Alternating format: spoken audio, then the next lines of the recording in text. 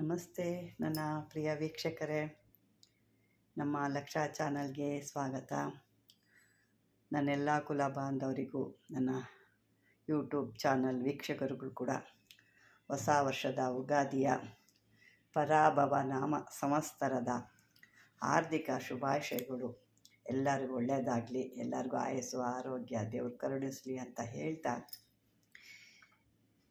ವೀಕ್ಷಕರೇ, ಇವತ್ತಿದೊಂದು ಏಕೆಂದರೆ ಇನ್ನು 2 ದಿವಸ ನಾನು ವೀಡಿಯೋ ಬಿಡೋಕ್ಕಾಗಲ್ಲ. ನಮಗೂ ಪೂಜೆ ಹಬ್ಬ ಎಲ್ಲ ಇರುತ್ತೆ. ಹಾಗಾಗಿ ಈ ಒಂದು ಕೊನೆಯದಾಗಿ ನಿಮಗೆ ಈ ಒಂದು ಮಂತ್ರನ ಕೊಡ್ತಾಯಿದ್ದೀನಿ. ಈ ಮಂತ್ರನ ಹಬ್ಬದ ದಿವಸಾರು ಹೇಳ್ಕೊಳ್ಳಿ, ಅಮಾವಾಸ್ಯೆ ದಿವಸಾರು ಹೇಳ್ಕೊಳ್ಳಿ. ಇದು ಒಂದು ಜ್ವಾಲಾಮಾಲಿನಿ ಮೂಲ ಮಂತ್ರ ಅಂತಂದ್ಬಿಟ್ಟು, ಇದು ಅಪರೂಪವಾದ, ಇದು ಚಕ್ರ ಕೂಡ ಬರುತ್ತೆ. ಇದು ಅಂದರೆ ಭಾಳ ಚಕ್ರ ಅದ್ಭುತವಾಗಿರುತ್ತೆ. ಅದು ಅದೊಂದು ಎಂತೆಂಥ ದೇವಸ್ಥಾನಗಳಿಗೆಲ್ಲ ಅದನ್ನು ಹಾಕಿದಾಗಲೇ ಅದು ಪರಿಪೂರ್ಣ ಅಂತ ಆಗೋದು. ಈ ಒಂದು ಮಂತ್ರನ ನೀವು ಮಾಡಿಕೊಂಡಾಗ ಪ್ರತಿಯೊಂದಕ್ಕೂ ಬರುತ್ತೆ. ಇದಕ್ಕೆ ಅಂತಲ್ಲ, ಜ್ವಾಲಾಮಾಲಿನಿ ಅಂತ ಹೇಳಿದ ತಕ್ಷಣ ಬರೀ ಜ್ವಾಲಾಮಾಲಿನಿಗೆ ಮಾತ್ರನೇ ಹೇಳಬೇಕಾ, ಬೇರೆ ದೇವ್ರುಗಳ್ಗೆ ಹೇಳ್ಬಾರ್ದಾ ಅನ್ನೋದಿಲ್ಲ. ಏಕೆ ನೋಡಿ, ಜ್ವಾಲಾಮಾಲಿನಿ ಅಂದರೆ ತುರ್ಗಿ ಹಾಕ್ತಾಳೆ. ಮೈಸೂರಲ್ಲಿರೋ ಚಾಮುಂಡಿ ಬೆಟ್ಟದಲ್ಲಿರೋ ಅಂಥ ಜ್ವಾಲಾಮಾಲಿನಿಯೂ ಇದ್ದಾಳೆ. ಕಾಳಿ ಹಾಕ್ತಾಳೆ, ಮಹಾಲಕ್ಷ್ಮಿ ಹಾಕ್ತಾಳೆ. ಎಲ್ಲದಕ್ಕೂ ಬರೋ ಅಂಥದ್ದು ಇದು ಯಾಕೆಂದರೆ ಮೂಲ ಮಂತ್ರ ಆಗಿರೋದ್ರಿಂದ ನಿಮಗೆ ಯಾವುದಕ್ಕಾದರೂ ಇದನ್ನು ತಗೋಬೋದು. ಇದು ದೇವ್ರನ್ನ ಪ್ರತಿಷ್ಠಾಪನೆಗೂ ಇದು ಬರುತ್ತೆ. ಅಂದರೆ ಸಿದ್ಧಿ ಮಾಡ್ಕೋಬೇಕು. ಸಿದ್ಧಿ ಮಾಡಿಕೊಂಡು 108 ಪುಷ್ಪಗಳನ್ನ ತಗೋಬೇಕು. ಅದನ್ನು ಹೇಳ್ಕೊಂಡು 108 ಪುಷ್ಪಗಳನ್ನ ಹಾಕ್ಕೋಬೇಕು. ಇದನ್ನು ಅದೇ ಅಮಾವಾಸ್ಯೆಲ್ಲಾದರೂ ಹೇಳ್ಕೊಳ್ಳಿ, ಗ್ರಹಣದಲ್ಲಾದರೂ ಹೇಳ್ಕೊಳ್ಳಿ, ಅಷ್ಟಮಿಲಿ, ಭಾನುವಾರ, ಗುರುವಾರ, ಈ ರೀತಿ ನಿಮಗೆ ಯಾವಾಗ ಅನುಕೂಲ ಆಗುತ್ತೋ ಆವಾಗ ಇದನ್ನು ಸಿದ್ಧಿ ಮಾಡ್ಕೋಬೋದು.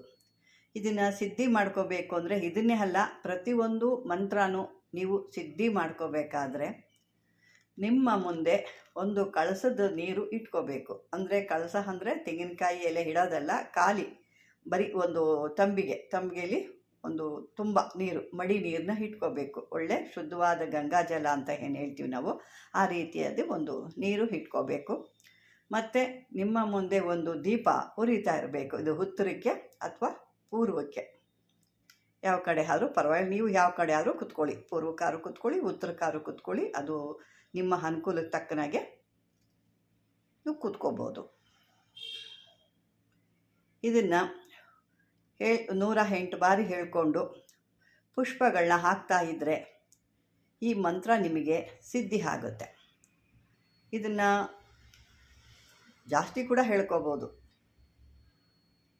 ಮಂತ್ರ ದೊಡ್ಡದಿದೆ, ಎಲ್ಲಪ್ಪ ಇಷ್ಟೊಂದು ಹೇಳೋಕ್ಕಾಗುತ್ತಾ ಅಂತಂದರೆ ನೋಡಿ, ಇಲ್ಲಿ ಎರಡು ಮಂತ್ರ ನಾನು ನಿಮಗೆ ಕೊಟ್ಟಿದ್ದೀನಿ. 1ನೇ ಮಂತ್ರ ಬಂದು ಇಷ್ಟು ಇರುತ್ತೆ, 2ನೇ ಮಂತ್ರ ಬಂದು ಚಿಕ್ಕದಾಗಿರುತ್ತೆ.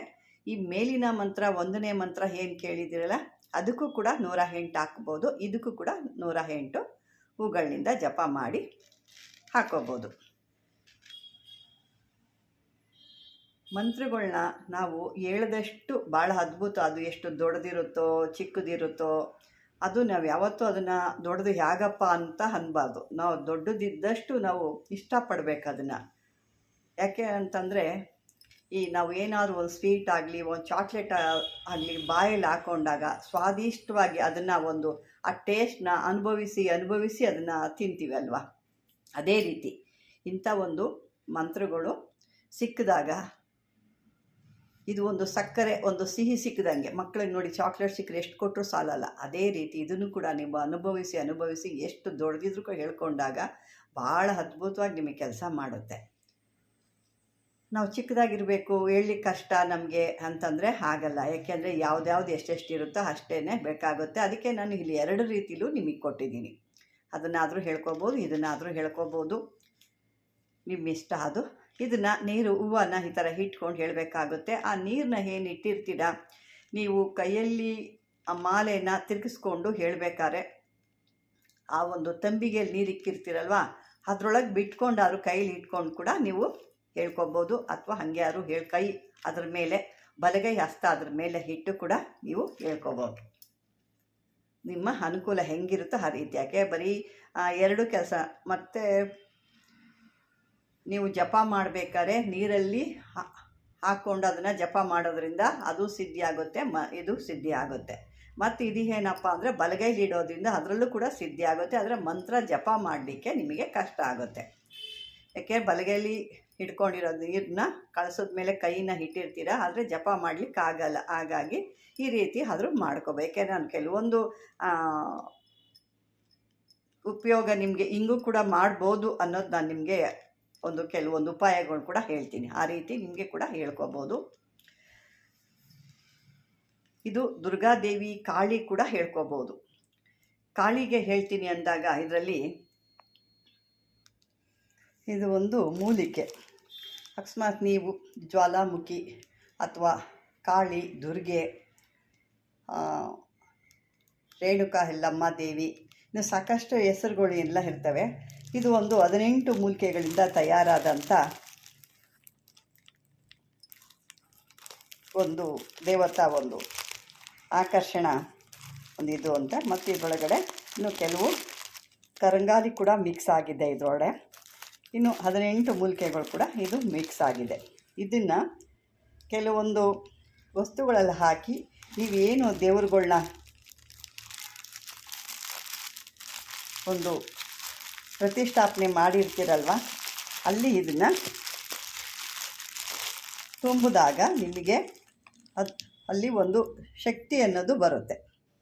ಇದು ಒಂದೇ ಅಲ್ಲ, ಕರಂಗಾಲಿ ಅಂದರೆ ಅಮ್ಮನವ್ರಿಗೆ ಭಾಳ ಇಷ್ಟವಾದದ್ದು. ಕೆಲವರು ಕರಂಗಾಲಿಲೇ ಎಲ್ಲ ಕೆಲವೊಂದು ಎಷ್ಟೋ ಪೀಠ ಎಲ್ಲ ಮಾಡಿಸಿರ್ತಾರೆ. ಶ್ರೀಚಕ್ರ ಕೂಡ ಮಾಡಿಸಿದ್ದಾರೆ ಇದರೊಳಗೆ ಸಾಕಷ್ಟು. ಅದೇ ರೀತಿ ಇದರೊಳಗೆ ಇದು ಒಂದೇ ಅಲ್ಲ, ಇನ್ನು 18 ಮೂಲಿಕೆಗಳನ್ನ ಹಾಕಿ ತಯಾರು ಮಾಡಿರೋ ಅಂಥ ಇದು ದೇವತಾಗಳು ಮೂಲಿಕೆಗಳಿದು ನೋಡಿ. ಈ ರೀತಿ ಬರುತ್ತೆ. ಇದನ್ನು ನೀವು ದೇವತಾ ಪ್ರತಿಷ್ಠಾಪನೆ ಮಾಡೋ ಟೈಮಲ್ಲಿ ಅಥವಾ ಅಲ್ಲಿ ಜಾಗ ಇಲ್ಲ ಅಂದಾಗ ಬೇರೆ ಒಂದು ಸ್ಥಳದಲ್ಲಿ ಕೆಲವೊಂದು ಮೂಲಿಕೆಗಳು ಇನ್ನೂ ಒಂದಷ್ಟು ಕೆಲವು ಚಕ್ರಗಳನ್ನೆಲ್ಲ ಬರೆದು ಚಿಕ್ಕದಾಗಿ ಬರೆದುಬಿಟ್ಟು ಒಂದು ಕುಡಿಕೆಯಲ್ಲಿ ತುಂಬಿ ನೀವು ಇಡ್ಬೋದು. ಯಾಕೆಂದರೆ ನಾನು ಮಾಡಿ ನಿಮಗೆ ತೋರಿಸ್ಬೋದಾಗಿತ್ತು, ಆದರೆ ನನಗೆ ಟೈಮ್ ಇಲ್ಲ ಅಷ್ಟು ನಿಮಗೆ. ಯಾಕೆಂದರೆ ಇವತ್ತು ಬಿಟ್ಟರೆ ಮತ್ತೆ ನಾನಿನ್ನೂ 2-3 ದಿವಸ ನಾನು ಮಾಡಲಿಕ್ಕೆ ಆಗಲ್ಲ, ವೀಡಿಯೋ ಮಾಡಲಿಕ್ಕೆ ಆಗಲ್ಲ. ಅದಕ್ಕಾಗಿ ಅಷ್ಟು ದಿನ ಗ್ಯಾಪ್ ಆಗುತ್ತಲ್ಲ, ಇದೊಂದು ಮಾಡಿ ಕೊಟ್ಬಿಡೋಣ ಅನ್ನೋ ಉದ್ದೇಶ. ಅಕಸ್ಮಾತ್ ಯಾರಿಗಾದ್ರು ಈ ಮಂತ್ರಗಳು ಕೂಡ ಅವಶ್ಯಕತೆ ಇದೆ ನಮಗೆ ಅಂತ ಕೂಡ ಹೇಳ್ಕೋಬೋದು. ಆ ಮಂತ್ರದಿಂದ ಕೂಡ ಎಷ್ಟೋ ಕಟ್ಟುಗಳನ್ನ ಕೂಡ ಹೊಡಿಬೋದು ಅಂತ ಹೇಳ್ತೀನಿ. ಮತ್ತು ಈ ಮೂಲಿಕೆಗಳಿಂದ ಸಾಕಷ್ಟು ದೇವತಾ ಒಂದು ಶಕ್ತಿಗಳನ್ನ ನೀವು ಏನು ಅಲ್ಲಿ ಕಟ್ಟಾಗಿದೆ ಅನ್ನೋದನ್ನ ಮತ್ತೆ ವಾಪಸ್ ಪಡ್ಕೋಬೋದು. ಈ ಒಂದು ಇದರಲ್ಲಿ ದೇವತೆಗಳು ಕೂಡ ನೀವು ಹಾಲು, ಮೊಸರು, ತುಪ್ಪ, ಈ ಪಂಚಾಮೃತ ಅಂತ ಏನು ಹೇಳ್ತೀವಲ್ಲ ಅದರಲ್ಲಿ ಚೆನ್ನಾಗಿ ನೆನೆಸ್ಬಿಟ್ಟು ನೀವು ಆ ದೇವತೆಗಳಿಗೆಲ್ಲ ಅಭಿಷೇಕ ಎಲ್ಲ ಆದಮೇಲೆ ಇದು ಅಂತ ಏನು ಹೇಳ್ತೀವಿ ಅದರೆಲ್ಲ ಆದಮೇಲೆ ಕೊನೆಯಲ್ಲಿ ದೇವರಿಗೆ ನೀವು ಎಣ್ಣೆಗಳ್ನ ಇದ್ರ ಮಾಡ್ತೀರಾ. ಎಣ್ಣೆ ಹಾಕಿ ಚೆನ್ನಾಗಿ ಅದನ್ನು ಮಾಲಿಷ್ ಮಾಡ್ತೀರಾ. ಅಮ್ಮನವರು ಆಗಿರ್ಬೋದು ಯಾವುದೇ ದೇವತೆಗಳನ್ನ. ಆವಾಗ ಇದಕ್ಕೆ ಬೇವಿನ ಎಣ್ಣೆ ಹಾಕ್ಬೋದು, ಅಂಕೋಲೆ ಎಣ್ಣೆ ಇದ್ದರೆ ಅಂಕೋಲೆ ಎಣ್ಣೆ ಅಥವಾ ಗಂಧದ ಎಣ್ಣೆ ಬರುತ್ತೆ ಹಾಕ್ಕೋಬೋದು. ಬೇವಿನ ಎಣ್ಣೆ, ಈ ಗಂಧದ ಎಣ್ಣೆ ಅಥವಾ ಇನ್ನೂ ಕೆಲವೊಂದು 3-4 ಎಣ್ಣೆಗಳು ಬರುತ್ತೆ, ಸಿಕ್ಕಲ್ಲ ಅವು ಕೆಲವೊಂದು. ಬೇವಿನ ಎಣ್ಣೆ ನಿಮ್ಗೆ ಈಸಿಯಾಗಿ ಸಿಗುತ್ತೆ. ಅಂಥ ಎಣ್ಣೆಲಿ ಒಂದು ಅರ್ಧ ಗಂಟೆ ಹಾಕಿ ಹಾಕ್ಬಿಟ್ಟು ಚೆನ್ನಾಗಿ ನೆನೆ ಹಾಕ್ಬಿಟ್ರೆ ಇದು ಒಳ್ಳೆ ಒಂದು ರೀತಿ ಪೇಸ್ಟ್ ತಿರಿ ಹಾಕ್ಬಿಡುತ್ತೆ. ಈ ಪೇಸ್ಟ್ ಥರ ಇರೋದನ್ನ ಅಮ್ಮನವ್ರಿಗೆ ಹಾಕಿ ನೀವು ಚೆನ್ನಾಗಿ ಮಾಲಿಷ್ ಮಾಡಿದಾಗ ಒಳ್ಳೆ ಕಳೆ ಅನ್ನೋದು ಬರುತ್ತೆ. ಮತ್ತು ಒಳ್ಳೆ ನೋಡಲಿಕ್ಕೂ ಭಾಳ ಅಂದವಾಗಿ ಚಂದವಾಗಿ ಕಾಣ್ತಾಳೆ. ಅಷ್ಟು ಮುಖದಲ್ಲಿ ಒಂದು ಕಳೆ ಅನ್ನೋದು ಬರುತ್ತೆ. ನೀವು ಇದು ಮಾಡ್ತಾ ಮಾಡ್ತಾ ಮಾಡ್ತಾ ಏನಾಗುತ್ತೆ, ಆ ದೇವರ ಮುಖದಲ್ಲಿ ಒಂದು ಹೊಳಪು ಅನ್ನೋದು ಬರುತ್ತೆ. ಕೆಲವರು ನನಗೂ ಸಾಕಷ್ಟು ನಾನು ಕೇಳ್ತಾ ಇದ್ದೀನಿ, ಮೊನ್ನೆ ಕೂಡ ಒಬ್ಬರು ಹೇಳ್ತಾಯಿದ್ರು ಏನೋ ಮಾಡ್ತೀವಿ, ಏನೋ ಒಂದು ಅಲ್ಲಿ ಮುಖದಲ್ಲೇ ದೇವ್ರ ಮುಖದಲ್ಲೇ ಒಂದು ಕಳೆ ಇಲ್ಲ, ಒಂದು ಇಲ್ಲ. ಮೊದಲು ಒಂದು ಹೂವು ಏಕೆ ದೀಪ ಹಚ್ಬಿಟ್ರೆ ಏನೋ ಒಂದು ಬೆಳಕು ಪಳ ಪಳ ಪಳ ಅಂತ ಹೊಳೆಯೋದು. ಆದರೆ ಇವಾಗ ಸಾಕಷ್ಟು ಎಲ್ಲ ಮಾಡ್ತೀವಿ, ಏನೋ ನಮಗೆ ಅಲ್ಲಿ ನಮಗೆ ಕಾಣ್ತಾ ಇದೆ ದೇವ್ರ ಮುಖದಲ್ಲಿ ಒಂದು ಕಳೆ ಇಲ್ಲ ಅಂತಂದ್ಬಿಟ್ಟು. ಅಂಥದ್ದೆಲ್ಲ ಆದಾಗ ಇದು ನರಸಿಂಹಸ್ವಾಮಿ ಕೂಡ ಇದನ್ನು ಮಾಡ್ಬೋದು. ಉಗ್ರ ನರಸಿಂಹಸ್ವಾಮಿ ಕೂಡ ಇದನ್ನು ಅಂದರೆ ಎಣ್ಣೆಯಲ್ಲಿ ನೆನೆ ಹಾಕ್ಬೇಕು ಇದನ್ನು. ಈಗ ಮೊದಲೇ ಹೇಳ್ದಂಗೆ ಎಳ್ಳೆಣ್ಣೆ ಅಥವಾ ಬೇವಿನ ಎಣ್ಣೆ. ನೀವು ನರಸಿಂಹಸ್ವಾಮಿಗಾದರೆ ನೀವು ಎಳ್ಳೆಣ್ಣೆಲಿ ಹಾಕಬೇಕಾಗದೆ, ಹೆಣ್ಣು ದೇವ್ರಿಗಾದರೆ ಬೇವಿನ ಎಣ್ಣೆಲಿ ಹಾಕಬೇಕಾಗುತ್ತೆ. ಅಂಕೋಲೆ ಎಣ್ಣೆ ಅಥವಾ ಬೇವಿನ ಎಣ್ಣೆ. ಅಂಕೋಲೆ ಎಣ್ಣೆ ಸಿಗ್ತಾಯಿಲ್ಲ, ಎಲ್ಲ ಡೂಪ್ಲಿಕೇಟ್ ಅಂಗಡಿಲಿರೋದು ಕೊಡ್ತಾಯಿದ್ದಾರೆ. ನಿಮಗೆ ಒರ್ಜಿನಲ್ ಸಿಕ್ಕಿದ್ರೆ ನೋಡ್ಕೊಂಡು ಮಾಡಿ, ಇನ್ನೂ ಅದ್ಭುತವಾಗಿ ಕೆಲಸ ಮಾಡುತ್ತೆ. ಇದನ್ನು ತೊಗೊಂಡು ನೆನೆ ಹಾಕ್ಬಿಟ್ಟು ಚೆನ್ನಾಗಿ ಹಾಕಿದಾಗ ಅದು ಒಂದು ಪೇಸ್ಟ್ ರೀತಿ ಆಗುತ್ತೆ. ಆ ಎಣ್ಣೆ ಒಳಗೆ ಚೆನ್ನಾಗಿ ಮಸಾಜ್ ಮಾಡಿಬಿಟ್ರೆ ಕಪ್ಪು ಶಿಲೆಗಳು ಹಂಗೆ ಮಿಂಚುತ್ತಾ ಇರುತ್ತೆ, ಪಳ ಪಳ ಪಳ ಅಂತ ಮಿಂಚುತ್ತೆ. ಯಾರು ನೋಡಿದ್ರು ಕೂಡ ಅಷ್ಟು ಏನು ಯಾವ ಇದರಲ್ಲಿ ಈ ಥರ ಪಾಲಿಷ್ ಮಾಡಿದಾರಪ್ಪ ಇವರು ಅನ್ನೋಷ್ಟು ಶಕ್ತಿ ಬರುತ್ತೆ. ಇಂಥದ್ದು ಒಂದು ಮಾಡಿಕೊಂಡು ನಿಮ್ಮ ಕೂಡ ಒಂದು ಯಾವುದೇ ಆ ಥರ ದೇವತೆಗಳಿಗೆ ಕಟ್ಟಾಗಿದ್ದರೆ ಅಥವಾ ಅವ್ರ ಮುಖದಲ್ಲಿ ಒಂದು ಕಳೆ ಇಲ್ಲ ಅಂದಾಗ ಈ ರೀತಿ ಮಾಡಿಕೊಂಡಾಗ ನಿಮಗೂ ಕೂಡ ಒಂದು ಅದ್ಭುತವಾದ ರೀತಿಲಿ ಅಲ್ಲೊಂದು ನಿಮಗೆ ಗೊತ್ತಾಗುತ್ತೆ, ಅಲ್ಲಿ ಏನು ಮೊದಲೇ ಆಗಿತ್ತು ಈಗ ಆ ಕಳೆ ಇದೆ ಅನ್ನೋದು ನಿಮಗೆ ಗೊತ್ತಾಗುತ್ತೆ. ವೀಕ್ಷಕರೇ,